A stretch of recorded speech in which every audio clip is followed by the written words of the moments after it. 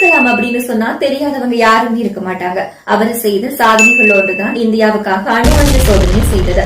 பத்திரிகையாளர்கள் எல்லாருமே சேர்ந்து அப்துல் கலாம் அழைச்சு ஒரு நேர்காணல செய்திருக்காங்க. அந்த நேர்காணல ஒரு பத்திரிகையாளர் எழும்பி, ஐயா நீங்க நிறைய சாதனைகள் செய்திருக்கிறீங்க, அதுல மிகப்பெரிய சாதனையா நினைக்கிறது எது அப்படின்னு சொல்லி ஒரு கேள்வியை கேட்டிருக்கிறாரு.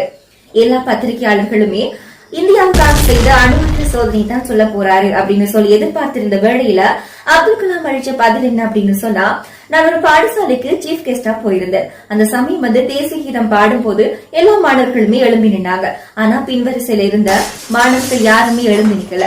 ஏன் அப்படின்னு சொன்னா, அவங்க போலியோவால பாதிக்கப்பட்ட செயற்கைக்கால் பொருத்திய மாணவர்கள். இந்த செயற்கைக்கால் ஒன்றினுடைய எடை 4 கிலோ.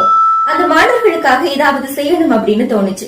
அதனால 300 கிராம் மட்டுமே கொண்ட செயற்கைக்காலை செய்து கொடுத்தேன்.